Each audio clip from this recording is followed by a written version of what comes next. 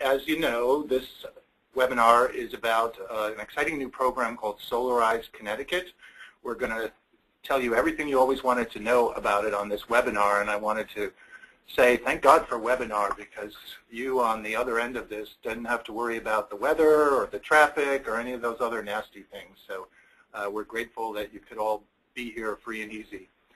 So I'm here with Tony Bouchard of Smart Power, and I'll let her introduce her organization in a minute, but I just wanted to go over a few housekeeping rules.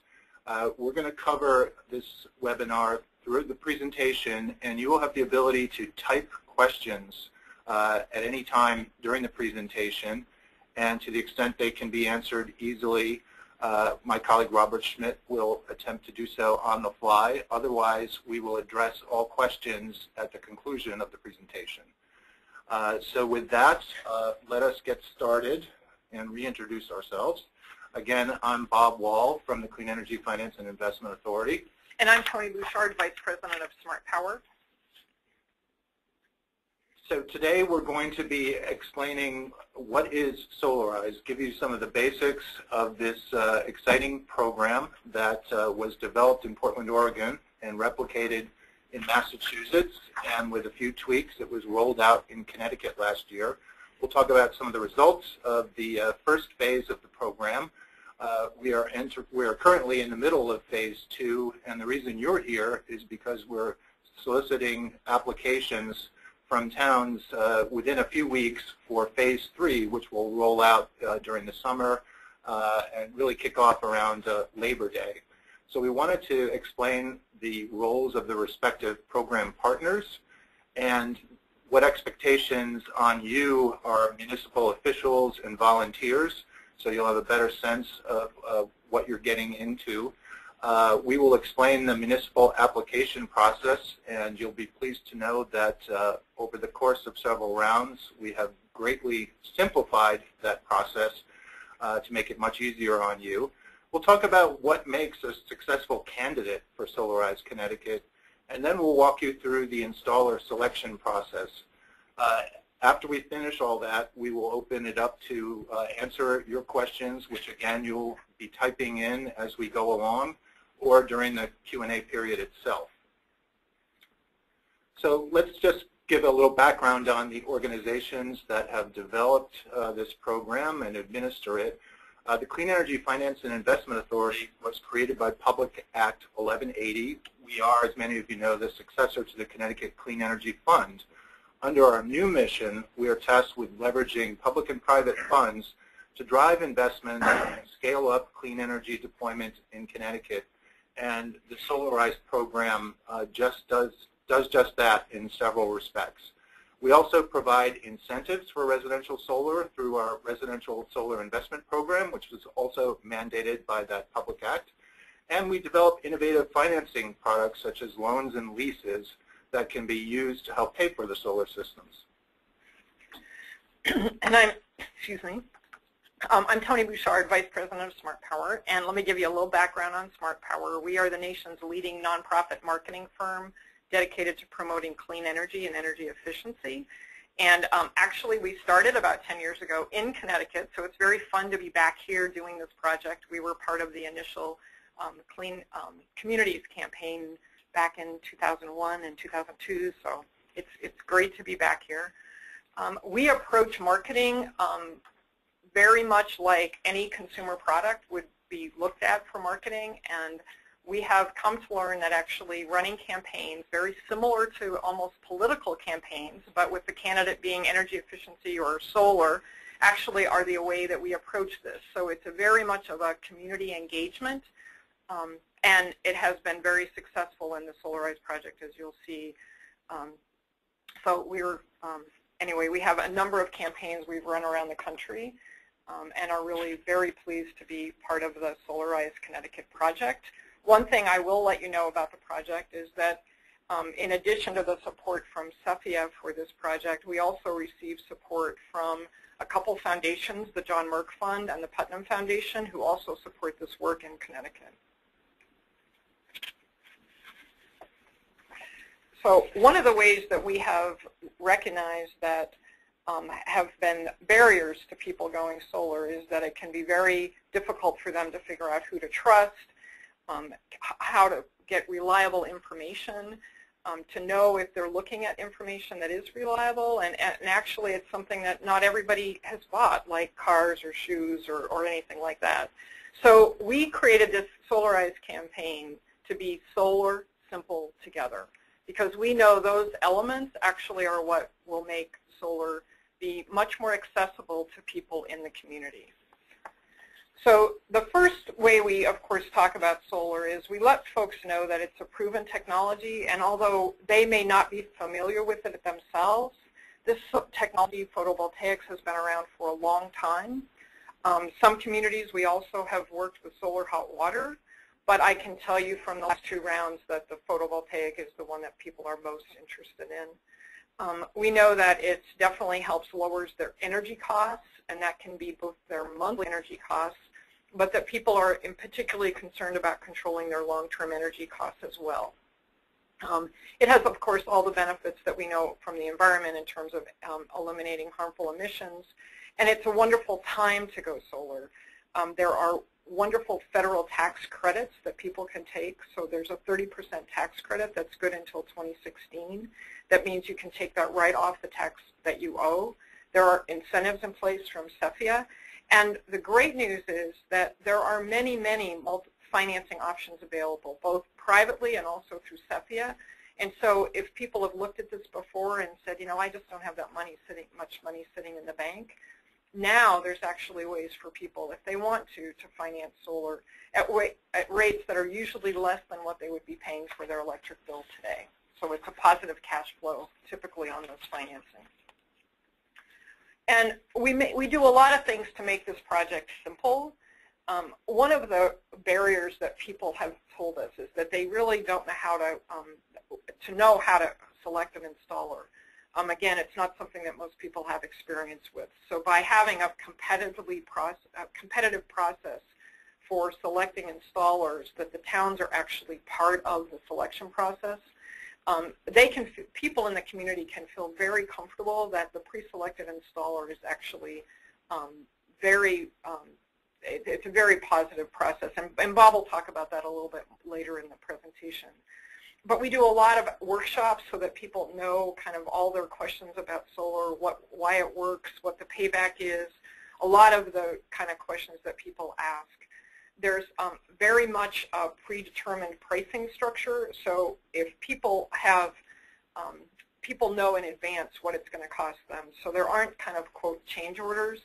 If there's any additional costs, those are all spelled out as part of the contract, so people don't feel like they can get, quote, taken, and that helps reduce the risk for people in the community. There's always a free, no-obligation site visit that the installers have, and because people in the community are very engaged, they often are definitely part of the outreach, and so it helps simplify it because people who they know are the ones talking to them.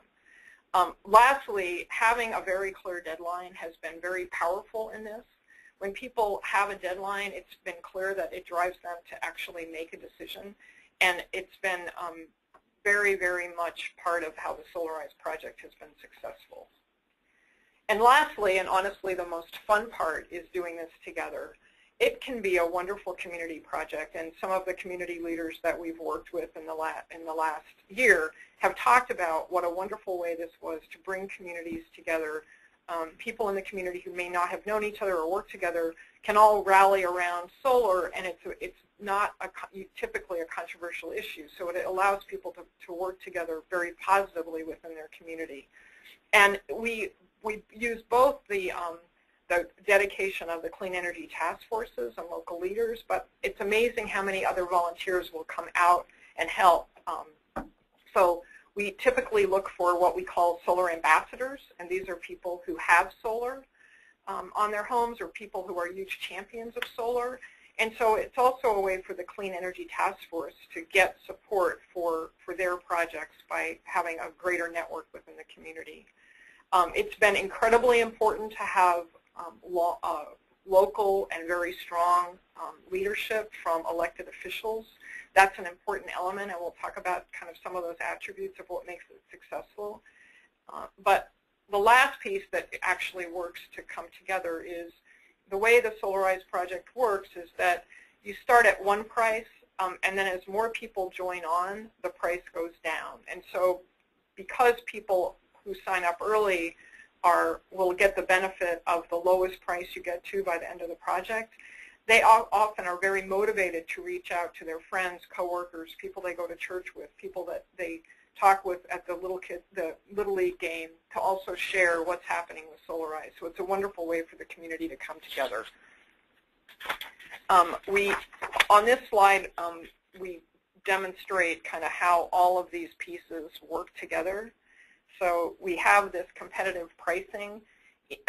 Obviously, for this next round, we haven't done the bids yet. We don't know what they'll come in at. But in the past 2 rounds, they've typically been 20 or 25% lower than the average cost of Connecticut in the state.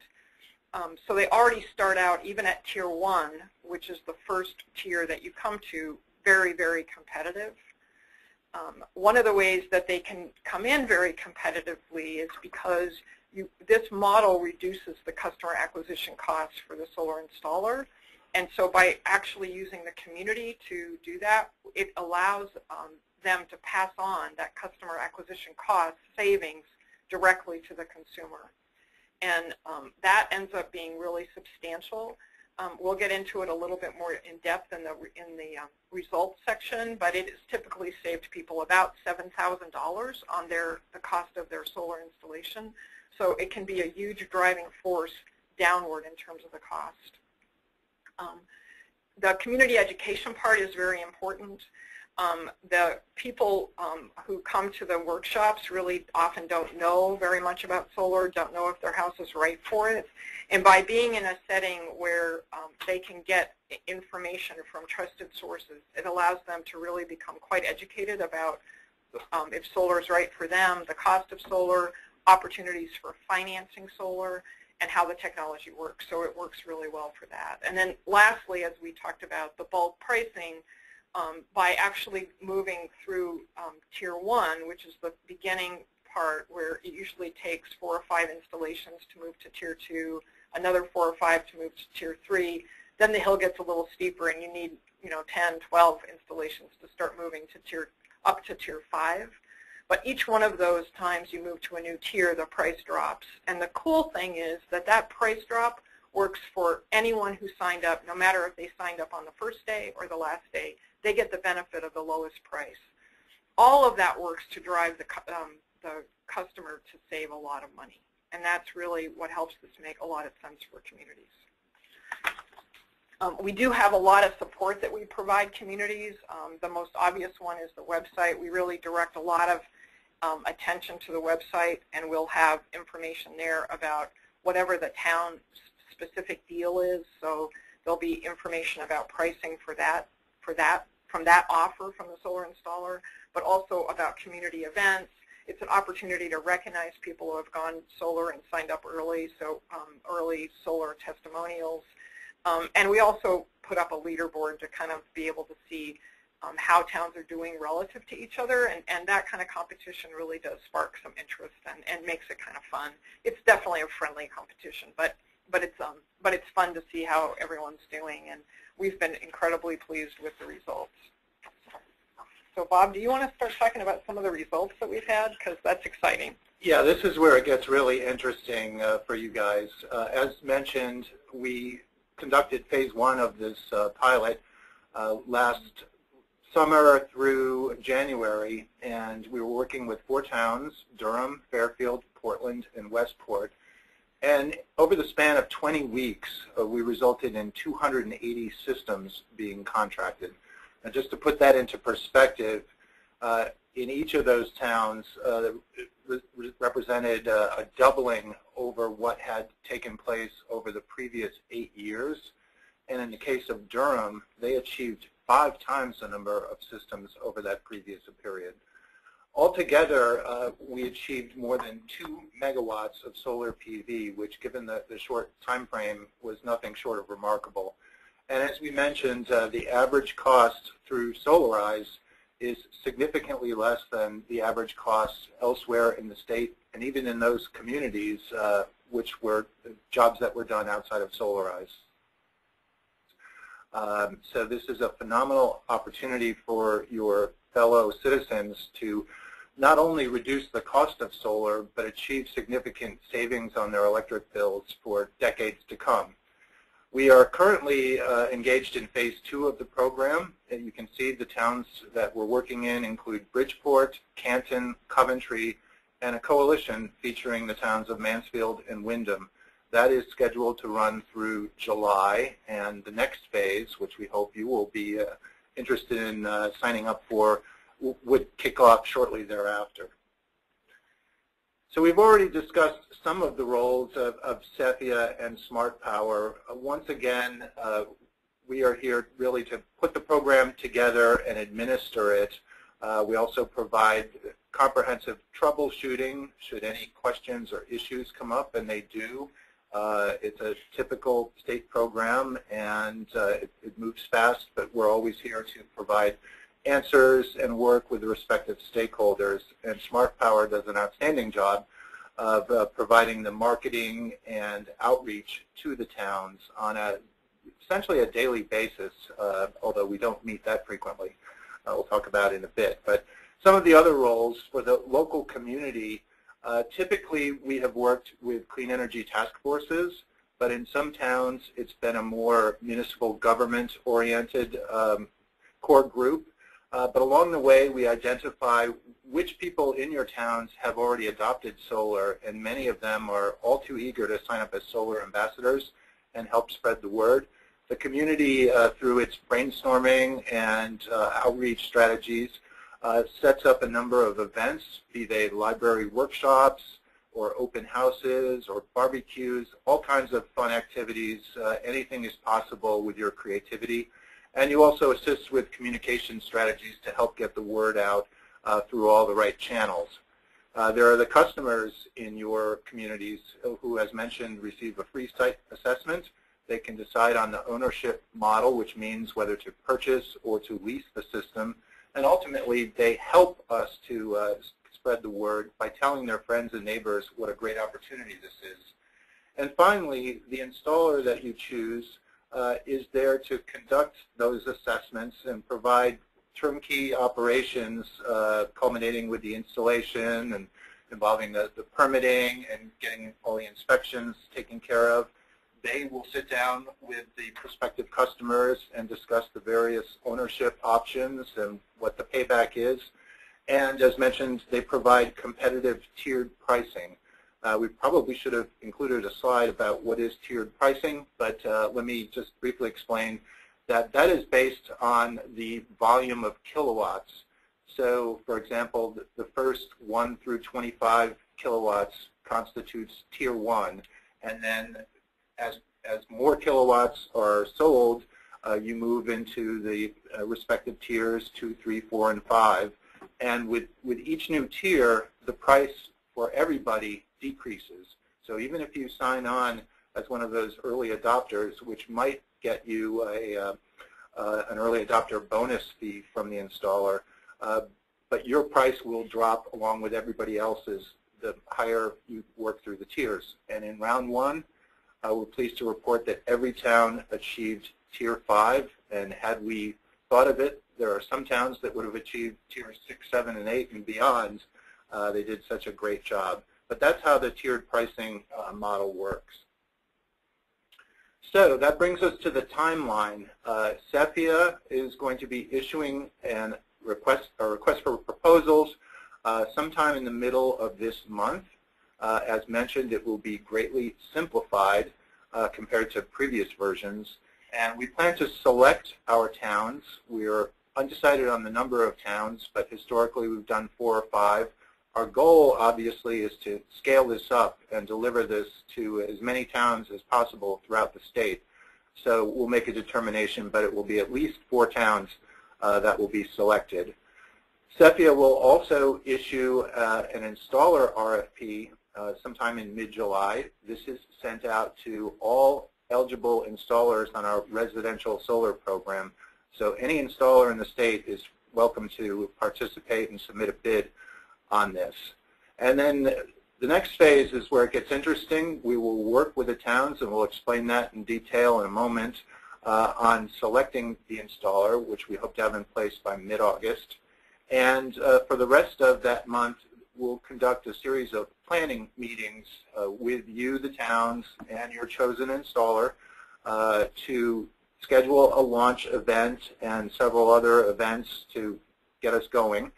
We plan to conduct a kickoff workshop in mid-September, soon as possible after Labor Day and the back-to-school festivities settle down and people are back from vacation. So that's when the program will launch in earnest. And throughout the fall, we'll be conducting a lot of events. As mentioned, library workshops, solar open houses. Many of you have fall fairs, whether they be environmentally related or just community based. These are great opportunities for you and or the installer to participate through tabling. And as people start signing up for solar, that gives us another opportunity to invite those people who have expressed interest. They could come see with their own eyes what an installation looks like. It doesn't take very long. They can see how aesthetically the panels look on the house. Oftentimes we hear of situations where one partner is all in favor of the solar, but the other isn't sure how it's going to look, whether it's going to impact the visibility of the house or how it looks. And then when they come and see it in person, they realize that solar panels today are very elegant, and they usually are won over. And the campaign is scheduled to conclude in mid-January. Obviously, we'll be firming up these dates as we go along, but we just wanted to give you a high-level overview of how Phase 3 of Solarize is expected to roll out. The application process, once again, greatly simplified, only requires a letter of support from your chief elected official, whether it's mayor, first selectman, town manager. We ask you to identify a project manager, essentially a principal contact person, who can be a municipal employee, a task force member, or some other volunteer. It's up to you. And we also ask you to identify your team members. We ask you to provide some information or ideas that make your community ideal for the Solarize program. In the past, we requested the towns put together a comprehensive outreach and marketing strategy. We found that that really isn't necessary because Smart Power and Cephia will work together with you based on the lessons we've learned from previous phases to develop an effective outreach strategy. And it's very fluid. Many ideas come up during the course of the campaign. We learn of different organizations and opportunities to help get the word out, and I'm sure the next group of towns will provide us with many new excellent ideas. So what makes a successful applicant to the Solarize program? The first thing we looked at was whether your town had demonstrated proven success in the Clean Energy Communities program, and there are many towns and cities throughout the state that have done remarkable things under that program. So that is a strong indicator of whether your town would be a successful Solarize town. We also look to see what are the adoption rates in your town, because when people can already see solar, it tends to have a kickstart effect that people know it works in a town. They might even know the people who have it on their houses, and for whatever reason, others have been holding off. But it's very helpful to be able to see solar in the community, even on a town building. It's also invaluable to get strong support from a chief elected official. On the right, we have featured First Selectman Laura Francis of Durham, and she was fabulous in Phase 1, getting out there doing radio and op-ed pieces, appearing at many events. She even became a solar customer, which was ideal. And many other officials have followed in Laura's footsteps. Susan Bransfield is another one who did outstanding work. She was a previous solar customer and opened her house to her constituents so they could see how elegant they looked and how effective they have been in lowering her electric bills. We look to see if you have an active clean energy task force. As mentioned, not every town follows that structure, but those that do, it's usually a key ingredient in a successful campaign. We also consider whether you have potential partner organizations. Down at the bottom, we feature Earthplace, which is a science center in Westport, and that's an example of a local partner that provided strong support. You can see on the roof of their building, they also were a solar customer and volunteered to serve as the site for the kickoff workshop, and they can also help to disseminate materials throughout the course of the campaign. So this is just one example, but there are many other partners and businesses in town that have stepped up to be effective partners. And finally, we look to see if you have any events scheduled in the fall. Last year, the Durham Fair happened to be held right around the time of the launch, and that was a perfect synergistic opportunity for a lot of people passing through to get some information about Solarize. But many other towns have similar fairs in the fall, and those make great opportunities to help talk about Solarize. A few other miscellaneous points which are very important. Your town must be located in CLNP or UI service territory, because that's from whom we receive the funding to administer these programs. So one day we hope to offer it in the towns with municipal utilities, but for now it has to be restricted to CLNP or UI territories. As mentioned in phase 2, for the first time we allowed a coalition of towns, and we think this is a great opportunity, particularly for smaller communities, to partner together because it provides many more opportunities of people to reach. We were actually concerned in round 1 that Durham, with its small population of 6,000, might have difficulty reaching the upper levels of the tiers, but they completely surprised us. Still, we think it's a great opportunity to achieve through economies of scale, where towns that are neighboring and have a good working relationship can partner together to do an effective Solarize campaign. We also allow the towns to make special requests, which they can indicate in their applications. And some of the examples of that include American-made solar modules. Most of the installers do offer that, recognizing that that's an important attribute that many people are interested in supporting. Other towns have requested that a solar hot water option be provided, but as Tony alluded to earlier, that really hasn't panned out in terms of people taking advantage of it. Nevertheless, the towns have some flexibility of what they can request so that the campaign can be more personal for their communities. Now I want to walk you through the installer selection process, because this is one of the trickiest parts, but the good news is that you have a lot of support here.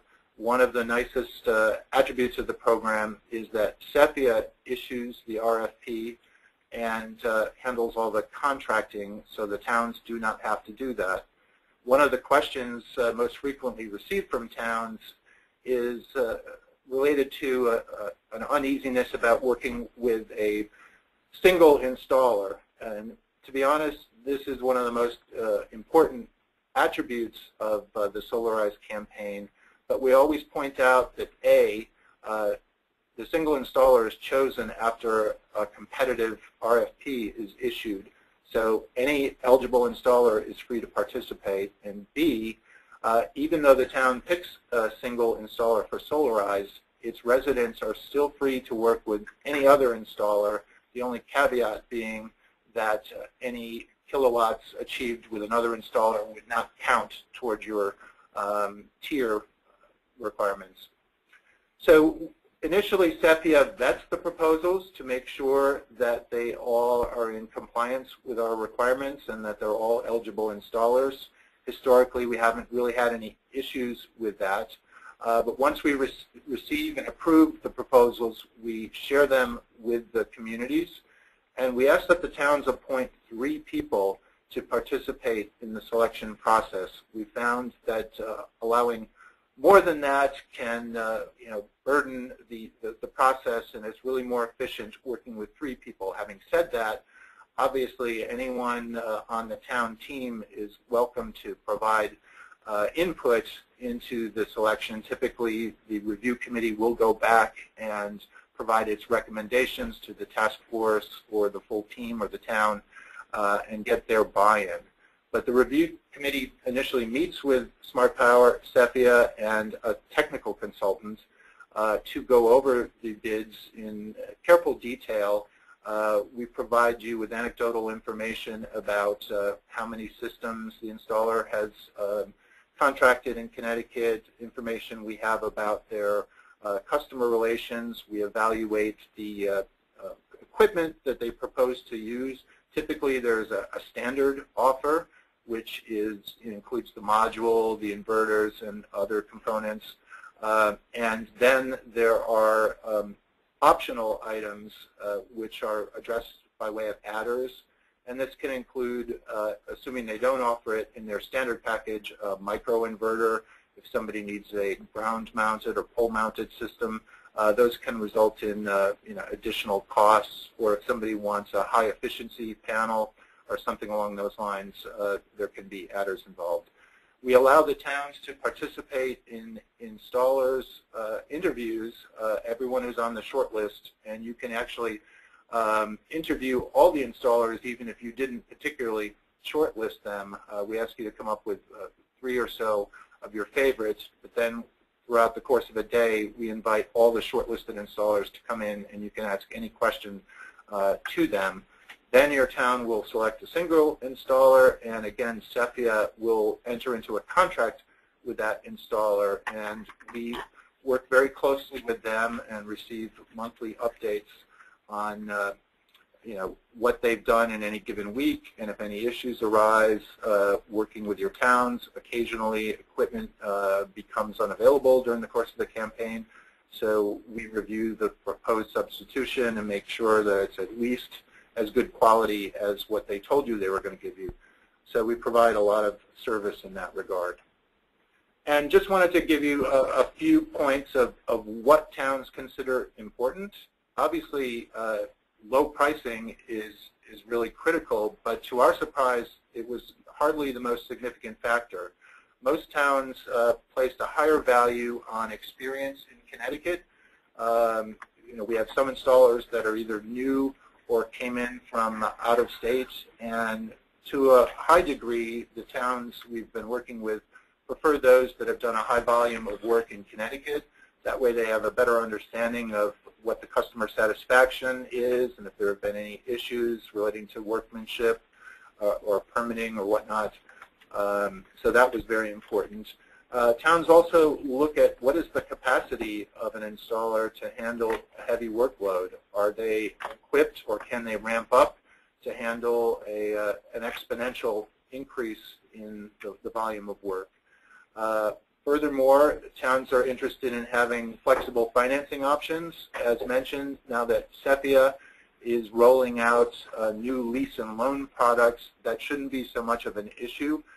Virtually all installers should have the ability to offer all customers the best of both worlds.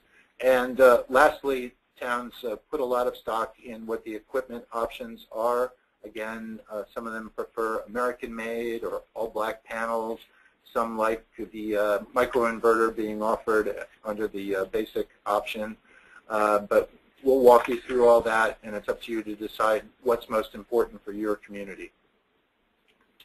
So that is the end of the presentation. I just wanted to alert you that this PowerPoint will be made available on the website, which is solarizect.com. We hope to include a live version of this, and we'll be conducting a second webinar this evening, and our goal is to try to splice together all the questions so that everybody can hear what everybody else asked. Before we move on to questions, I've already acknowledged my colleague Robert Schmidt, and many of you have worked with him through our community-based programs, and he's a key partner in the Solarize team. I also wanted to acknowledge my colleague Andrea Mancini, and she makes these webinars happen. So I wanted to thank her and appreciate all the effort that went into getting this ready. So with that, I believe we're ready to move on to questions and answers. I'm just going to add one thing, Bob. If you know someone who might be interested in this, we're going to have the webinar at 6:30 this evening, and so it would be great to invite them to participate. So please feel free to let them know about it. Yeah, there is no late registration Yeah, fee. yeah, right. We'd love to have them join us. So Robert, do we have any questions here? We do. So there's a couple questions that have come in. Please keep them coming. There's some really good questions. The first question here, it's kind of a two-part question, so I'll ask the first part here. Federal tax credits are the same for solar hot water, and Sepia supports the technology. Solar hot water has a faster payback for purchasers than solar PV, so why not promote both equally? I'll take this. We actually have promoted the solar hot water. Almost all the towns in both rounds have wanted to include solar hot water as an option, and either the solar installer who did the solar PV has it as part of their toolkit, or they have partnered with someone who has. Interestingly, it just has not gotten the quite as much attention from people who are looking to go solar. So it's certainly something we promote, and you're absolutely right, the federal tax credits work for that as well. And I'll just, this is Robert, add to Tony's answer there. While we do support the technology, Sepia does not currently have any direct rebates or incentives for hot water like we do for solar PV, which does have an effect on people's willingness. Our anecdotal feedback from some of the installers this round is that once people hear there are less incentives, they are not as interested. And this is Bob with one final point. Even though we no longer offer incentives at Sepia, we do have financing products, including the Smart E-Loan, which is available through credit unions and banks in communities throughout the state, as well as our new solar lease, which will also support solar hot water. So even though there aren't incentives, given the relatively low cost of this technology, it's still an outstanding opportunity, and we fully support all renewable technologies. So can I add one more thing to it? Is one of the things that we know from our market research is that decisions like this are not always rational, that people are really drawn to make decisions sometimes very emotionally, and the solar PV seems to kind of grab people in a way that solar hot water doesn't. And we're not exactly sure why, but we think that some of it might have to do with the fact that you can actually get sort of feedback on your bill about how much power you're making and some things like that. But it's not, as the person who asked the question, you do save a lot of money with solar hot water. We like it as a technology, but we also know that if people are going to make these decisions, we want to sell them the thing that they're most excited about. And so I've used the analogy of, it may make a lot of financial sense to use a bicycle instead of a car, but when you go to Toyota to buy a car, they don't tell me that I have to buy a bicycle first. And we think we need to think about this as a consumer product. All right, next question here. Is the $3.70 per watt average an all-in cost for the purchase of PV? Yes, it is. Actually, we track this information very carefully, and if you went by the base prices of the Tier 5 bids, it was a little bit less than $3.70. We found that in Phase 1, the adders resulted in approximately 5 or 6% increase to the base cost, so that is an all-in average. All right. Next question. Are you encouraging towns to form coalitions to increase their chances of reaching a higher tier? We mentioned that as an option. A town is welcome to go it alone or to forge coalitions. Obviously, from our perspective, that would allow us to serve more communities, but I would think as a consideration, it would not hurt you to apply individually. We just wanted to strongly encourage, if the opportunity presented itself, that you consider it. In fact, in phase 1, we were approached by Durham, which has a very close relationship with Middlefield. They share a regional school together. Their task forces even are kind of a hybrid. But at the time, we hadn't allowed that in the ground rules for the applications, so they went alone. But we took that suggestion to heart for phase 2, and that resulted in the formation of a coalition between Windham and Mansfield. Does the standard offer include maximizers for panels such as those made by Tigo or Tigo? These eliminate problems with shading to increase the amps generated. You know, it's really up to the installer to identify which equipment it wants to use as its standard offer. Our experience, I don't recall whether any installers have used that brand of module, but about 50% of the time the installers do offer N-phase microinverters. And to get a little technical here, in the old days, the inverter, which converts the electricity from DC to AC, was a centralized inverter. It's roughly the size of a suitcase, and that would be usually somewhere near your electrical box. And the downside to a centralized inverter is if the customer experienced any kind of shading, whether it's from a tree or a building or a leaf or snow, it affected the entire system such that the entire system was reduced to the level of its weakest link.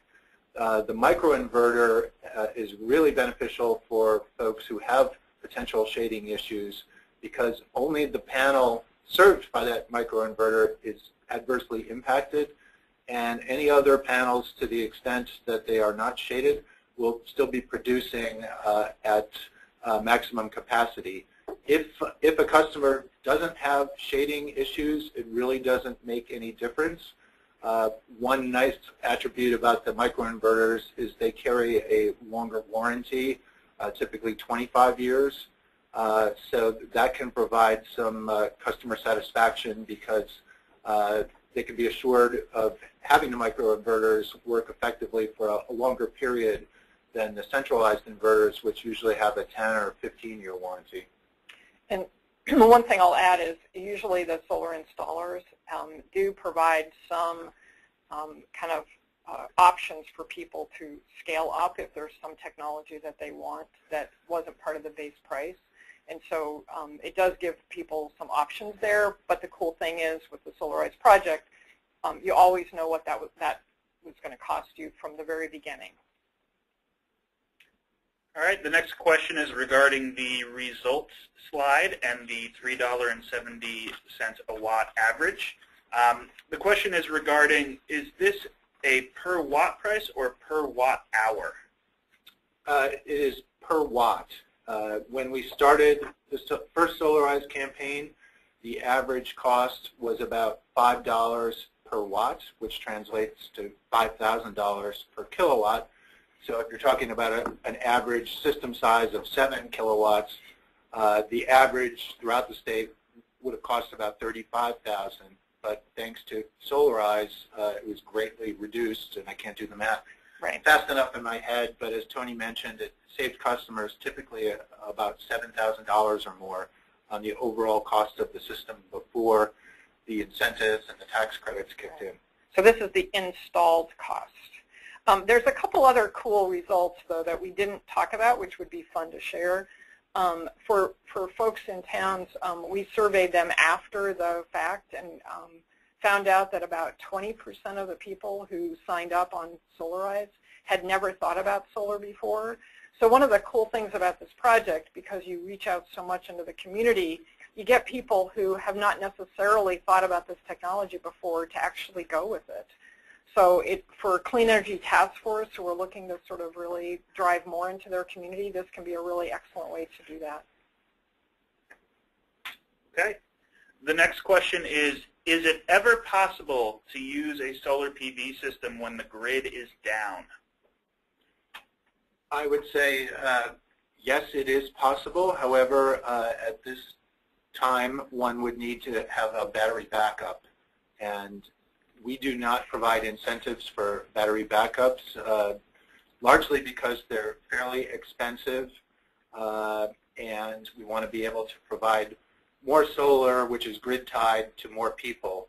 But obviously, in the aftermath of all the storms and power outages that Connecticut experienced in the past 2 years, this is a very familiar question we get. And we have seen a number of customers in both phases of Solarize that have elected to add battery backup.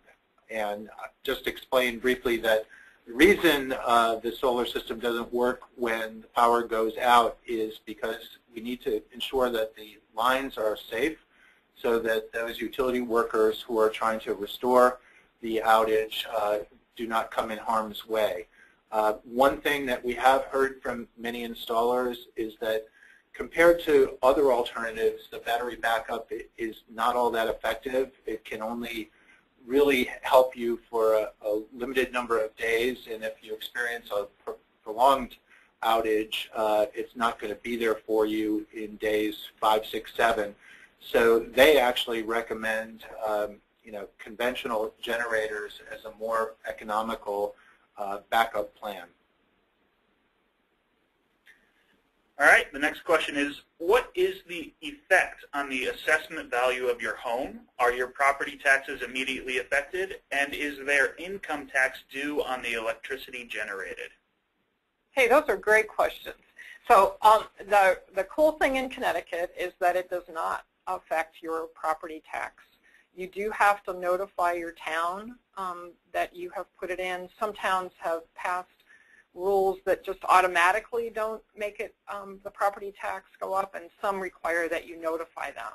But in any case, it does not affect your property tax. And then the second part of the question was what? Is there income tax due on the electricity generated? No, there's not income tax due on the electricity generated. You do, I mean, the one piece that income tax, you do need to think about it, is that when you, back to Bob's original system cost, using a $5 a watt install cost, where it might have cost you $35,000, and let's just use 4 in the Solarize model, just because I can do the math in my head that way. So it would be $28,000. You do have to take off the money you get from CEPIA before you would apply the 30% federal tax credit. So in that case, I'm just throwing out that you might get $5,000 back from CEPIA, and then that would bring it to $23,000, and you would take the 30% off the $23,000. That does have some income tax kind of relationship, but that's just how you only get the 30% on the part that you actually paid. And what Tony just gave you were hypothetical numbers. CEPIA's incentives provide up to 35% of the total system cost, and it's based on a formula which is too complicated to get into, but it's 35%, and then once you deduct the CEPIA incentive, it's 30% federal tax credit on the balance. Okay, and we have one last question. If anybody else wants to send in further questions, we do still have a few minutes here. For communities not selected for the Solarize program, what suggestions do you have for selecting a single installer and setting up a program themselves? And does CEPIA offer any support for those communities going it alone? We are currently looking into that scenario because we're aware that due to the success of Solarize, a couple of installers have chosen to develop a private version of it. And in the grand scheme of things, we applaud that market-based approach. Ultimately, that's where we want to go, and we want to be able to provide tools for towns, and we will be developing that over the next year. You should be aware that there are some definite advantages of working with the official state program, and those include the fact that we issue the RFP and enter into the contracts with the installers. We provide technical consulting and troubleshooting support, which is not necessarily available under the privatized version. And you can also rest assured that your installer was chosen as the result of a competitive process. Some towns may have that requirement if they were to do it privately, but oftentimes it's the installer approaching the town, and we are aware that that causes some uneasiness on the part of towns working with a single installer outside of a competitive bid operation. And that leads nicely into our next question here. Is there a contract between the town and the installer, or is town action limited to an energy committee vote and a letter from the chief elected official? There is no direct contract between the town and the installer. When the town submits its application, they're essentially signing off that they agree to abide by the simple rules of the Solarize program. So that's the only contract, if you will, and it's not really an extensive contract by any means. And then SEPIA enters into the contract with the installer, so there is no legal relationship between the town and the installer, but it's all tied together through the program. So there's one more question coming in here about commercial and industrial situations. Can this program be applied to those as well? So in a couple of the communities in this last round, they asked solar installers if they would be willing to count commercial towards the Solarize project. And they asked those questions in the interview process, and the installers said yes, they would. And so they have actually allowed them to do that. I don't believe there's been any installed, and part of it is that the path to get a commercial installation is just somewhat different than the residential installation. But solar installers on a case-by-case basis may be willing to, and from Smart Power and Cefia's vantage point, we're fine with that. It doesn't matter. It would be a matter of the solar installer agreeing to that request. And just to add to what Tony said, the path to which he referred is called the ZREC program, which stands for Zero Emission Renewable Energy Credit. And unlike in former times when Cefia provided incentives for commercial and industrial installations, all of those projects are now handled under the ZREC program, which is administered by the electric utilities, and they go out to competitive solicitation once a year. So it's a matter of getting in under the timing of the ZREC program. But if an installer is willing to offer Solarize type prices to such an entity, we would encourage that, but it's not really part of the Solarize program. An interesting question: can a UI town form a coalition with a CL&P town? Yeah. Sure. Yeah, that's fine. I don't see any problem with that. Each utility might have its different approaches to the interconnection, but as far as a coalition goes, it would be no problem. Right.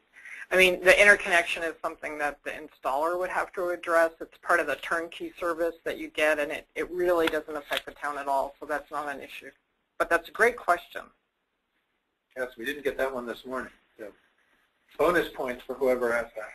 So are we, any other, there's a couple things that I think on the results are interesting and that you might find interesting as we wait maybe for another couple questions. When we finished the first round of the Solarize project, we did surveys of people who had signed contracts for solar as well as people who hadn't, and community volunteers and also the solar installers. But one of the facts that we found really very interesting was that about 20% of the people who signed contracts for solar had never considered solar before. So one of the really cool takeaways from the Solarize project is that it reaches out into the community for people who might not actually usually have put this in their consideration set. And that lets me know that it reaches to a much wider group of people. And so from a Clean Energy Task Force perspective or any of the leaders in the community, this can be a great way to actually bring people in who might actually be great on your Clean Energy Task Force and actually become part of that kind of ethic for the town. So we did get another question here. I'm not sure if we are going to have an answer right away, but the question is, could you point us to resources to learn more about solar technology, to learn more about the equipment options? I'm not sure how detailed you want to get into the specific equipment options. I was thinking for a more general website, I would refer you to NREL, which is the National Renewable Energy Laboratory, or the Department of Energy. They have some good standard pages explaining solar. If you really want to get into like the consumer reports, if you will, of solar equipment, you really have to subscribe to the industry magazines, one of which is Photon. You might be able to obtain some of that by doing a Google search. I'm not sure how much is available free versus to subscribers, but you can certainly look there. I can tell you from personal experience, having attempted to wade through it, it's not as easy as reading consumer reports. They don't have the boxes that are with the same icons that make it as easy to understand. Yeah, one thing that it's good to know is that all of the solar panels that are used have gone through testing. So, much like if you compare it to like Underwriters Laboratories kind of testing, and I know that there's definitely facilities around the country that actually do that. So it's these have passed that kind of quality test. And this is an issue that our technical consultant, who is not in the room with us, has been most helpful working with towns, because he has much more experience working with these panels. As I said, my recollection of the various bids we've seen, I don't recall any really substandard products being offered. At a minimum, they're like a solid B. Some of them are slightly higher. Typically, the most efficient panels do require an additional fee, which we refer to as adders. And SunPower is often described as the Cadillac or the Mercedes of solar panels. But there are a few high-end models, so if somebody really wanted to pay extra to achieve the greater efficiencies, they would have that option. But our consultant is much better versed in the technical merits of the components. And when it gets to other components such as the racking or inverters, there are far fewer options. I'd say the modules are the most varied of the products included in a solar system. Is that it? That's it. Well, we want to thank you very much for joining us. We managed to bring it in at just under the hour we promised. And so if anyone has questions that didn't come to mind during this session, you can feel free to write Tony or me, and we can even try to add those to whatever we post on the website, just so you can have the benefit of those additional answers to your questions. But we want you to stay tuned, and within a few weeks we will be issuing the request for applications to the towns, and we really look forward to your participating in the program, and hopefully your towns can become solarized too. Thank you, everyone, for joining us.